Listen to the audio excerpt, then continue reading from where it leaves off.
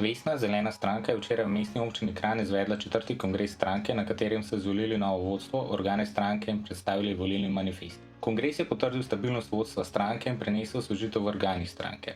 Dogodka so se udeležili tudi gostje iz Gibanja Svoboda, Levice, stranke Skupnost, skupine zelenih v Evropskem parlamentu in Evropske zelene stranke ter klimatologinja Lučka Kajfež-Bogataj. Volilni manifest Vesne za obdobje 2026 do 2030 prinaša jasno vizijo Slovenije kot najbolj zelene države na svetu.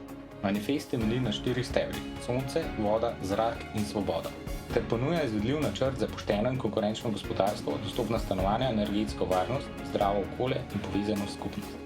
Gre za dokument, ki povezuje okoljsko odgovornost z gospodarsko ambicijo, znanje solidarnostjo in trajnost z blaginjo. Vesna s tem manifestom utrjuje svojo vlogo kot zelena razvojna sila, ki ponuja alternativo politični stagnaciji in jasno pot v prihodnost. Sopredsednica Vesne zelene stranke Urša Zgojznik pravi: Skoraj so nas že prepričali, da je politika umazan posel, rezerviran za najizkušenejše, najbogatejše in najbolj omrežene.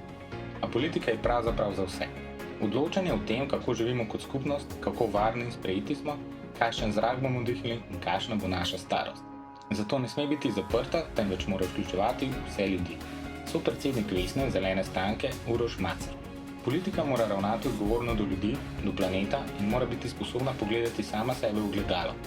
To Vesna je danes in to ostaja naša obljuba za prihodnje.